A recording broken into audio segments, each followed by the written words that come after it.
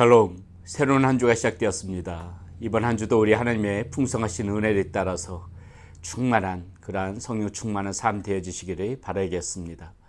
오늘 우리가 함께 나눌 하나님의 말씀은 시편 23편 1절에서부터 6절까지 말씀, 여러분들께서 너무나도 잘 알고 계신 말씀입니다. 우리 함께 나누겠습니다. 여호와는 나의 목자시니 내게 부족함이 없으리로다. 그가 나를 푸른 풀밭에 누이시며 쉴 만한 물가로 인도하시는도다. 내 영혼을 소생시키시고 자기 이름을 위하여 의의 길로 인도하시는도다. 내가 사망의 음침한 골짜기로 다닐지라도 해를 두려워하지 않을 것은 주께서 나와 함께 하심이라. 주의 지팡이와 막대기가 나를 안위하시나이다. 주께서 내 원수의 목전에서 내게 상을 차려주시고 기름을 내 머리에 부으셨으니 내 잔이 넘치나이다. 내 평생에 선하심과 인자하심이 반드시 나를 따르리니 내가 여호와의 집에 영원히 살리로다. 아멘. 시편 23편은 여러분들께서 너무나도 잘 알고 있는 다윗의 대표적인 시 중에 하나입니다. 이 말씀 가운데 다윗의 심정 모든 것들이 또 하나님이 이해하고 있는 모든 부분들이 다 들어있는 것 같습니다. 그래서 그 어느 것보다도 모든 말씀들이 귀하지만은 이 시편 23편 말씀을 볼 때마다 다윗이 무슨 마음으로 하나님을 따랐고 또 하나님을 통하여서 어떤 은혜를 받으면서 살았는지 또 어떻게 느끼면서 살았는지 이 말씀 가운데 그 다윗의 심정이 저리저리 다 녹아있는 것 같아서 이 말씀이 얼마나 귀하게 다가오는지 모릅니다. 오늘 우리가 이 말씀 함께 나누면서 우리가 정말 다윗과 같은 그러한 마음으로 이 주님을 바라보고 그래서 정말 다윗처럼 너도 우리도 주님의 합당한 그러한 하나님의 사람이라는 칭찬을 받는 저와 여러분들이 되어졌으면 좋겠습니다. 자, 오늘 우리가 이 시편 23편 말씀에서 가장 우리가 중요하게 봐야 될 부분이 무엇이냐면요, 우리 하나님을 목자로 삼고 살아간다. 이것이 굉장히 중요한 부분인 것 같습니다. 1절의 말씀이 이렇게 나옵니다. 여호와는 나의 목자시니 내게 부족함이 없으리로다. 사실 이 1, 2절의 말씀에 모든 것이 다 담겨져 있는 것이죠. 여호와께서 나의 목자시다. 그렇기 때문에 나는 부족함이 전혀 없다. 나의 모든 것이다. 이 고백이죠. 이 한 문장, 이 말씀, 1절 말씀 안에 다윗이 하나님에 대한 사랑, 그리고 다윗이 하나님을 바라보면서 느꼈던 감정들, 또 하나님을 어떻게 받아들이고 어떻게 생각하는지, 그의 믿음이 어땠는지 이 말씀 가운데 다 녹아있는 것입니다. 더 무슨 말이 필요하겠습니까? 우리도 여호와는 나의 목자시니 내게 부족함이 없으리로다. 내게 부족함이 하나도 없으리로다. 이 고백이 우리의 마음 가운데서 이 일평생 동안 신앙을 가지고 살아가면서 우리가 정말 이 고백이 우리의 마음 가운데도 저와 여러분들 가운데도 있어야 된다는 것이죠. 우리가 이 땅 살아가면서 이 세상을 바라보면 부족한 거 얼마나 많이 있습니까? 물질도 부족하고 건강도 부족하고 지식도 부족하고 세상을 바라보면서 세상 가운데 맞춰 살아가려고 하다 보면은 부족한 것 투성이지만은, 그러나 우리는 이 세상 가운데 속해 있는 것이 아니라 비록 세상 속에서 살지만은 세상 가운데 우리의 모든 욕망과 우리의 모든 마음을 두고 살아가는 것이 아니라 우리는 하나님 나라, 우리 주님을 바라보면서 천성을 바라보면서 거기에 소망을 품고 살아가는 사람들이 아니겠습니까?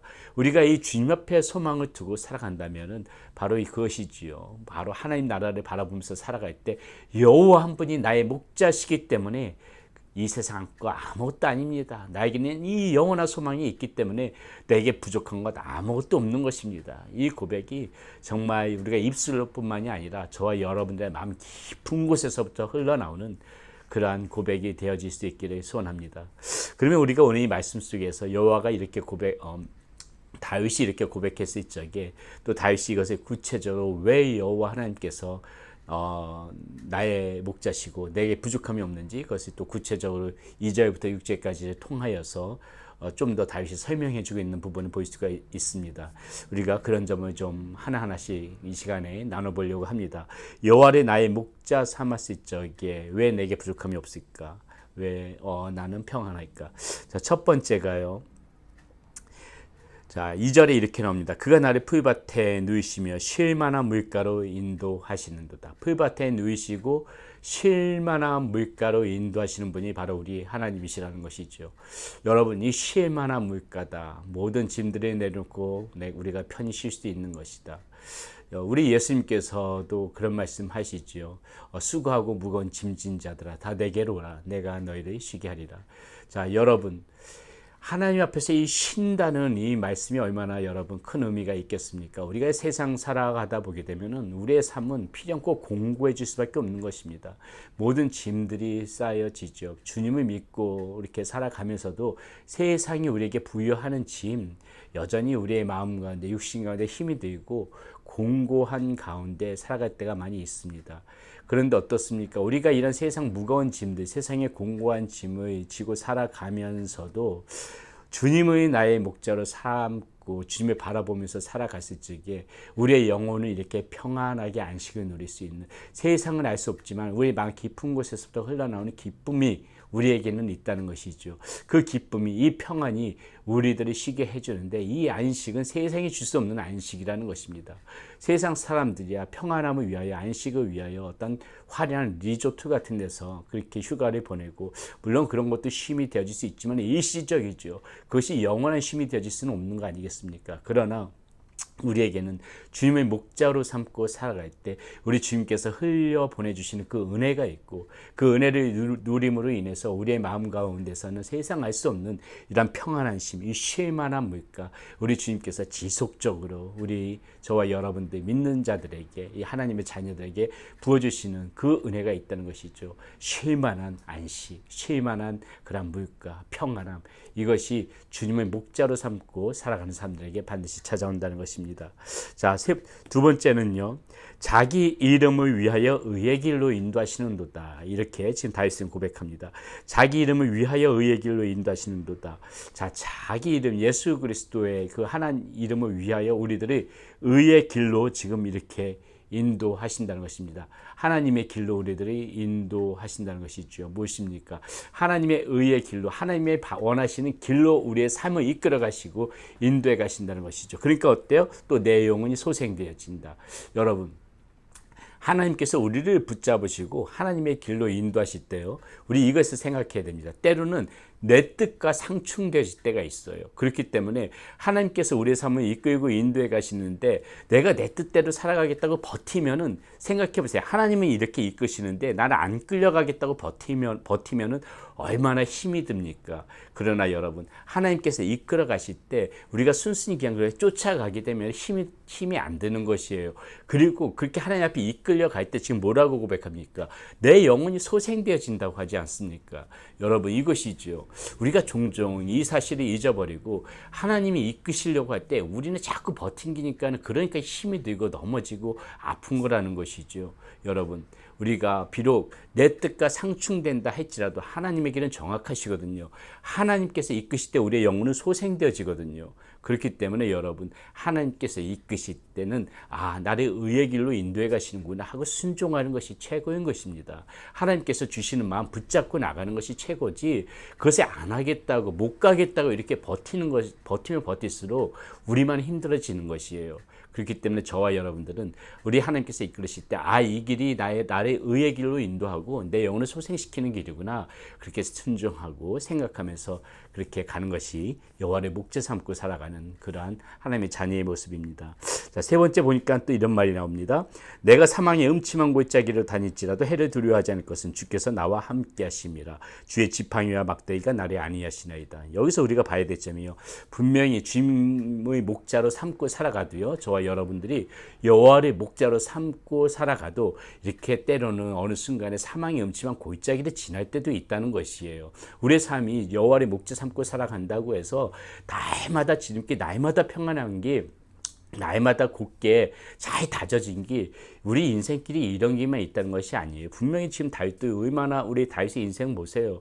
얼마나 많은 순간순간 사망의 음침한 골짜기를 지났습니까? 우리 인생도 마찬가지거든요. 여호와를 분명히 목자 삼고 살아가도 이렇게 사망의 음침한 골짜기, 때로는 공고한 순간, 어려운 순간, 이렇게 실패의 순간, 넘어지는 순간 분명히 삶 가운데 찾아오지만은, 그럼에도 불구하고 우리가 그 가운데서 소망이 있고 그 가운데서 우리가 힘있게 살아갈 수 있는 이유가 무엇입니까? 그렇게 그치는 것이 아니라 뭐라 그래요? 주께서 나와 함께 하심이라. 주님께서 우리가 그 공관길을 걸어갈 때 우리 홀로 걸어가라고 그렇게 내버려 두지 않으신다는 것입니다. 주님께서 함께 걸어가신다는 거예요. 주의 지팡이와 막대기가 나를 보호하신다는 거예요. 사망의 음침한 골짜기 내 양옆으로 다 낭떠러지고 떨어져서 다 죽는 길입니다. 그것이 우리는 지금 두려워서 무서우면서 떨고 가고 있는데 주께서 어떻게 한다는 거예요? 거기서 헛바위질해서 넘어지지 않도록 낭떠러지로 떨어지지 않도록 막대기와 지팡이로 계속해서 우리를 이렇게 다독거리면서 그 길을 지나가게 만드신다는 것입니다. 안전하게 지나가게 만드신다는 것이에요. 결코 절벽으로 나락으로 떨어지지 않게 하신다는 것입니다. 그렇기 때문에 여러분 우리가 때로는 공고한 순간 지나갈지라도 그 순간 조금 마음 가운데 힘들고 어려운 부분이 있겠지만은 그 순간에도 주위에 지팡이와 막대기가 지금 나를 보호하고 있다는 거 우리 그 사실 믿고 살아가야 되는 것입니다. 그것이 주님의 목자로 삼고 살아가는 것이고요. 자, 5절에 또 이렇게 나옵니다. 주께서 내 원수의 목전에서 내게 상을 차려주시고 기름을 내 머리에 부으셨으니 내 잔이 넘치나이다. 다윗에게는 조금 더 이것이 굉장히 직접적인 고백이 되겠죠. 다윗이 얼마나 수많은 사울을 비롯해서 자신의 아들 압살롬 그 인생 가운데서 얼마나 그 원수들이 사실상 많았습니까? 배신자들이 얼마나 많았고 다윗이 죽이려고 했던 정말 원수 같은 사람들이 얼마나 많았어요. 그런데 어때요? 결국은 다윗이 승리하지 않습니까? 그러니까 이 다윗의 고백은 자신의 인생 가운데서 철저하게 우러나온 고백이라는 것이죠. 내 원수의 목전에서 내게 상을 차려주시고 기름을 내 머리에 부으셨으니 내 잔이 넘치나이다. 여러분 이것이 다윗의 고백으로만 그치는 것이 아니라 여호와의 목자로 삼고 살아가는 저와 여러분에게도 충분히 있는 그런 고백이 되어질 것입니다. 우리도 살아가면서 좋은 사람만 만나는 거 아니지요. 좋은 일만 있는 거 아니지요. 때로는 억울한 일이 생깁니다. 때로는 분하고 화가 나는 일도 생기고 때로는 정말 나를 아프게 한 사람들 용서하고 싶지 않은 그런 마음이 생기게 있지요.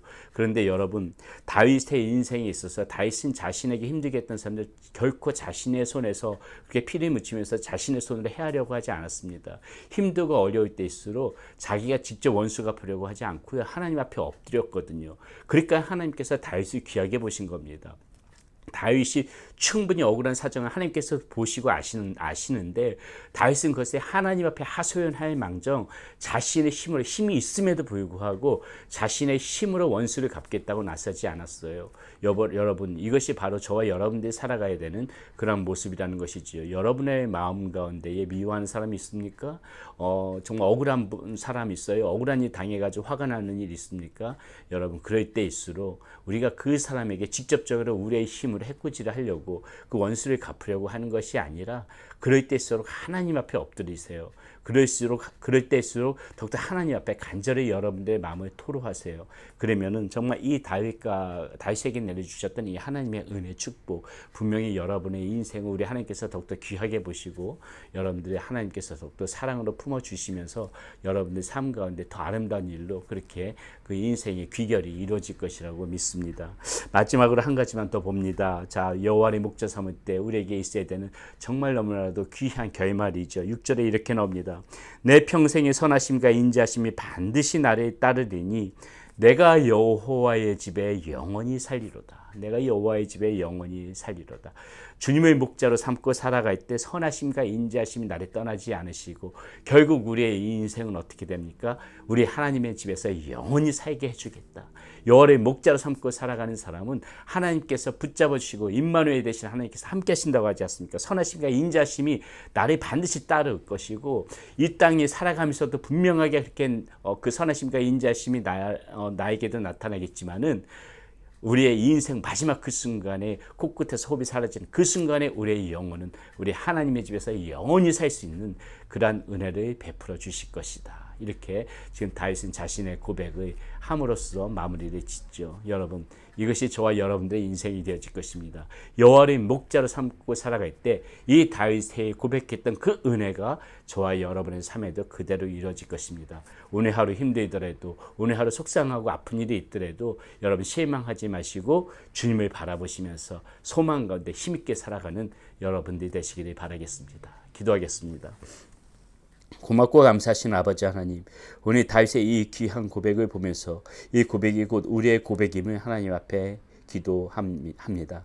하나님, 우리가 여호와의 목자 삼고 살아가는 그 마음 잊지 않게 하여 주시고 항상 나에게 부족함이 없는 그러한 여호와의 목자 삼고 살아갈 때 내게 부족함이 없노라는 그런 고백이 우리의 마음 가운데서 떠나지 않게 하여 주시옵소서. 우리 주 예수 그리스도의 이름으로 감사하며 기도드렸습니다. 아멘.